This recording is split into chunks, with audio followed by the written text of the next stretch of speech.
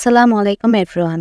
South Korean horror series Night has come এর আরো একটি পর্ব আমরা আজকে জানতে চলেছি। গত পর্বে আমরা দেখেছিলাম জুনহি ইউনসুকে বাঁচানোর জন্য সমস্ত দোষ নিজের ঘাড়ে নিয়ে নেয়। সে বলে সে মাফিয়া আর এজন্য সবাই তাকে ভোট করে, আর এই ভোটিং এর মাধ্যমে সে এক্সিকিউট হয়ে যায়। তারপর সবাই ঘুমিয়ে যাওয়ার পর রাতে যখন মাফিয়ারা জেগে ওঠে তখন দেখা যায় অন্ধকারের মধ্যে একটি মাফিয়া হাতে কুড়াল নিয়ে ইউনসুর দিকে এগিয়ে আসছে, আর সেই মাফিয়াটি হলো সোমি।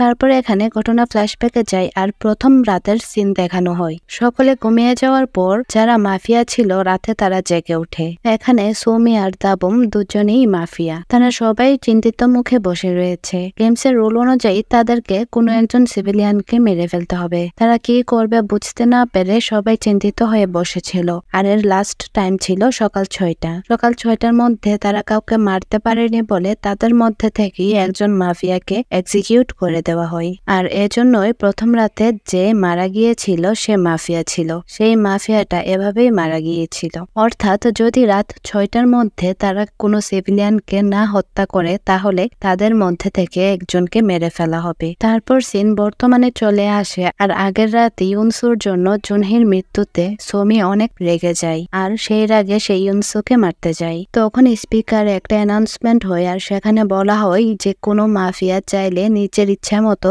কাউকে মারতে পারবে না। কাকে মারবে এটা তারা সবাই মিলে ডিসিশন নিবে, আর যদি এই রুলস সে ফলো না করে তাহলে তাকে এক্সিকিউট করে দেওয়া হবে। আর এভাবেই সৌভাগ্যবশত ইউনসু বেঁচে যায়। পরদিন সকালে ইউনসু ঘুম থেকে উঠেই পুলের কাছে জুনহির লাশটাকে দেখতে পাই। সে জুনহির লাশটা পানির থেকে তুলে এনে সেটিকে জড়িয়ে ধরে বসেছিল। তখনই আবার আরেকটা অ্যানাউন্সমেন্ট হয় আর সেখানে বলা হয় যে ডাক্তার তার এবিলিটি ইউজ করে জুনহিকে বাঁচিয়েছে। আর তখনই জুনহি বেঁচে উঠে ইউনসুকে দেখতে পাই। ইউনসু তাকে দেখে খুশিতে কান্না করে দেয়। অন্যদিকে দেখা যায় এই ছেলেটি যে ওই 3টা বখাটে ছেলের মধ্যে একজন ছিল সে তার টি শার্টে লেগে থাকা রক্ত পানি দিয়ে ধুয়ে নিচ্ছে, আর তাকে এরকমটি করতে এই দুজন দেখে ফেলে। তখনই অ্যানাউন্সমেন্ট হয় যে আরো একজনকে গত রাতে মাফিয়া মেরে ফেলেছে। ছেলেটি তখন ভয় পেয়ে সেখান থেকে বেরিয়ে যায়। ওরাও ছেলেটির পেছনে এসে দেখতে পাই ছেলেটির শরীরে আসলে রক্ত লেগে রয়েছিল। আর তারা জিজ্ঞেস করে যে তোমার শরীরে এই রক্ত কি করে লাগলো, কার রক্ত তোমার শরীরে লেগে রয়েছে। সে কোনো উত্তর দেয় না, এখান থেকে চলে যায়। আর এতে সবার ওর উপর সন্দেহ হয়। আর এদিকে সুমি জুনহির বেঁচে ওঠার খবর শুনে দৌড়ে এখানে আসে আর জুনহিকে জড়িয়ে ধরে। তখন জুনহি তাকে জিজ্ঞেস করে গত রাতে যে ছবিটা ইউনসুর কাছে ছিল তুমি যেটা ছিঁড়ে ফেলেছিলে সেটা কোথায়। তখন এতে সুমি অনেক রেগে যায়, বলে এখনো তুমি এই পাগলটার কথা বিশ্বাস করছো? সে শুধুমাত্র তোমাকে বোকা বানাচ্ছে আর গত রাতে তুমি ওর জন্যই মারা গিয়েছিলে। তখনই তারা ভেতর থেকে চেঁচামেচির আওয়াজ শুনে সেদিকে দৌড়ে যায়। গিয়ে দেখতে পায় সেই 3টা বখাটে ছেলের একজনকে মাফিয়ার গত রাতে মেরে দিয়েছে। তখন এখানে এই ছেলেটি আসে আর তারা সবাই জিজ্ঞেস করে তুমি কি ওকে গত রাতে মেরে ফেলেছ? তখন সে বলে যে না, সে আমার বন্ধু ছিল, আমি তাকে কেন মারবো? গত রাতে কেউ একজন তাকে মেরে ফেলেছে আর তার রক্তের দাগই আমার টি শার্টে ছিল। ইউনসু তখন এই ছেলেটার ডেড বডিটা ভালোভাবে পর্যবেক্ষণ করে। তারপর সে জাঙ্গনকে বলে যে আগে যতগুলো হত্যা হয়েছে সেগুলো দেখে মনে হয়েছে যে মাফিয়া শুধুমাত্র গেমের নিয়ম রক্ষার জন্য খুনগুলো করে যাচ্ছিল, কিন্তু এই ছেলেটার খুন দেখে মনে হচ্ছে যেন কেউ অনেক রাগে তাকে কুপিয়ে হত্যা করেছে। তারপর দেখা যায় এই দুষ্ট ছেলেটা তাদের যে মেইন লিডারটা তার সাথে কথা বলছে। সে বলে যে সকালবেলা ঘুম থেকে ওঠার পর আমি দেখতে পাই যে পুরো শরীর রক্তে ভেজা ছিল। সবাই আমাকে মাফিয়া মনে করছে, তুমি কি সবাইকে আমার হয়ে বলবে যে আমি মাফিয়া নই? তখন সে বললে যে ঠিক আছে। অন্যদিকে দেখা যায় একটা দেওয়ালের মধ্যে মেসেজ দেওয়া রয়েছে যে জুনহি একজন সিটিজেন, আর এটা পুলিশ লিখেছে। এটা দেখে সোমি জুনহিকে জিজ্ঞেস করে এটা কি তুমি লিখেছো? জুনহি বলে যে না, এটা আমি লিখিনি। তখন ইউনসু এখানে আসে আর সেই লেখার কালিটাকে সুখে চেক করে। তারপর দেখা যায় তারা সবাই বসে আলোচনা করছিল। এখানে জুনহি বলে যে আমি আসলেই সিটিজেন, গত রাতে আমি মিথ্যে কথা বলেছিলাম আর আজকে ডক্টরের জন্য আমি বেঁচে রয়েছি, তাই এখানে যে ডক্টর রয়েছে তাকে আমার পক্ষ থেকে ধন্যবাদ। তারপর এখানে প্রশ্ন আসে যে এখানে তাহলে কে মাফিয়া রয়েছে যে কিনা গত রাতে এই ছেলেটিকে হত্যা করেছিল। তখন সবাই এই ছেলেটির দিকে সন্দেহের চোখে তাকাই। তখন সে বলে যে আমি মাফিয়া নয়, আমি সিটিজেন। তুমি তো সবকিছু জানো তাই না? এই বলে সে তার বন্ধুকে জিজ্ঞেস করে, কিন্তু তার এই বন্ধুটি এখানে বেইমানি করে। সে বলে তুমি মাফিয়া নাকি সিটিজেন সেটা আমি কিভাবে জানতে পারি? আর এমনিতেও গত রাতে তুমি সেই ছেলেটির সাথে ছিলে আর সেই ছেলেটি সবসময় তোমার পিছনে লেগে থাকতো। হয়তো এই রাগে তুমি তাকে খুন করে দিয়েছ। বন্ধুর এমন বিশ্বাসঘাতকতা দেখে এই ছেলেটা অনেক রেগে যায় আর তাকে মারতে আসে, কিন্তু সে এই ছেলেটির সাথে কোনো রকমই পেরে ওঠে না, বরং সে উল্টো মার খায়। আর এই শয়তান ছেলেটা সবাইকে বলে যাতে ওকে ভোট করে। ইউনসো এসে বলে যে তুমি শুধুমাত্র সেটাই করছো যেটা তোমার মন চাইছে, তুমি এরকমটি করতে পারো না। কিন্তু এই ছেলেটি তার কোনো কথা শুনে না আর ওকে ভোট করার জন্য তার ফোনটা হাতে নেই। জুনহি এসে তার ফোন হাত থেকে নিয়ে নেয় আর বলে যে তুমি যদি এরকমটাই করতে থাকো তাহলে আমরা সকলেই তোমাকে ভোট করব।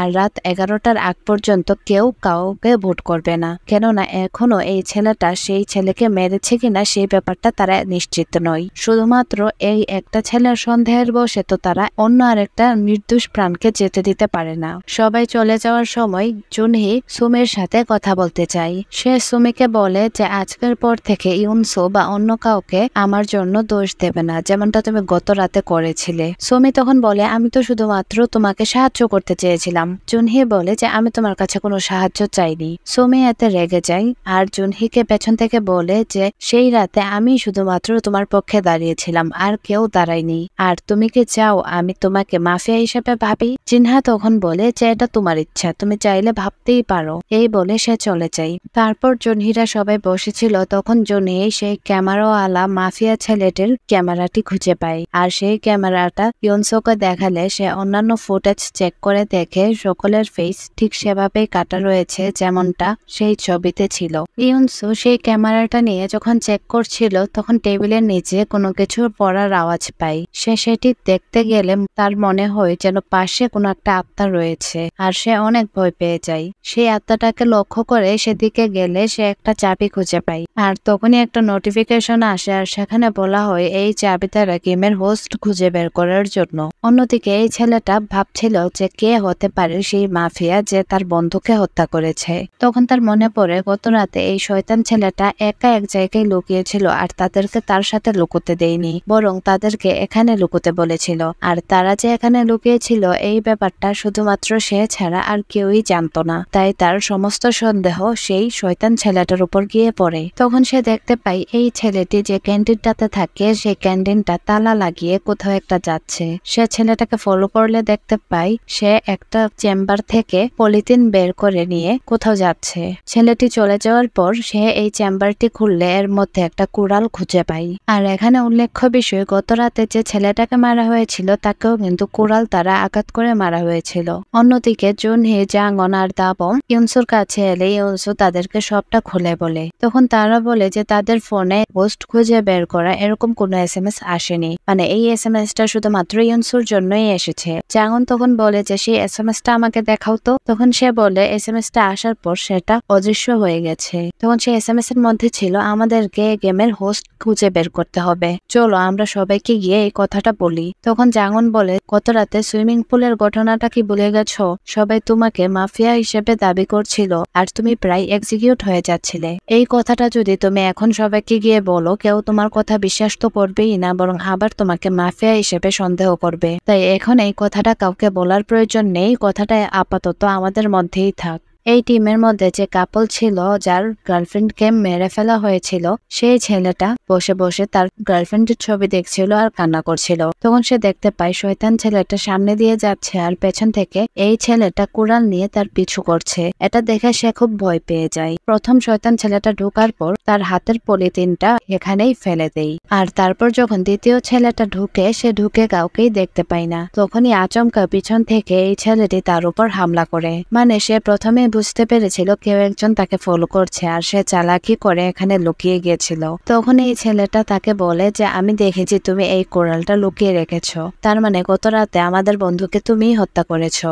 আর সে যখন সেই পলিথিনটাকে খুলে দেখে তখন দেখতে পাই তার টি শার্টের মধ্যেও রক্ত লেগে রয়েছে, আর সেই রক্তর মাখা টি শার্টটাই সে এখানে লুকিয়ে ফেলতে এসেছে। তখন এই ছেলেটি এই শয়তানকে বলে যে তুমি তার মানে মাফিয়া, আমি প্রথম থেকেই বুঝেছিলাম। আর এই বলে তারা দুজনে মারামারি করতে থাকে। এদের এই সব মারামারি এবং কথাবার্তা এই ছেলেটি শুনছিল। তারা মারামারির এক পর্যায়ে তাকে দেখে ফেলে আর সে এখান থেকে পালাতে পারে না, তাকে তারা ধরে ফেলে। ধস্তাধস্তির এক পর্যায়ে তাকে ফেলে তারা বেহুশ করে দেয়। আর এই ছেলেটা পড়ে গিয়ে তার মাথা ফেটে রক্ত পড়তে থাকে। তখন এই শয়তান ছেলেটা ইট দিয়ে তার মাথা থেতলে তাকে মেরে ফেলতে যায়। পাশের ছেলেটা বলে এটা তুমি কি করছো? সে বলে এই ছেলেটা যদি সবাইকে সবকিছু বলে দেয় তাহলে আমরা দুজনেই মারা পড়বো। নিজেদের প্রাণ বাঁচানোর জন্য সেই ছেলেটার মাথা সে সেখানেই থেতলে ফাটিয়ে দেয়। ছেলেটা তখনও পুরোপুরি মারা যায়নি। তখন এই শয়তান ছেলেটা তার সাথে ছেলেটাকেও দায়ী করার জন্য তাকে ইট দিয়ে বলে তুমিও যাও গিয়ে মাথা ফাটিয়ে ওকে মেরে ফেলো। আর বাধ্য হয়ে এই ছেলেটাও তার মাথা ফাটিয়ে দেয়। এই ছেলেটা এখানেই মারা যায়। এখানেই শেষ হয়ে যায় আমাদের আজকের পর্ব। পরবর্তী এপিসোড দেখার জন্য আমাদের চ্যানেলটা সাবস্ক্রাইব করে দিন, আর গল্পটি ভালো লাগলে অবশ্যই একটি লাইক করে দিন। আল্লাহ হাফেজ।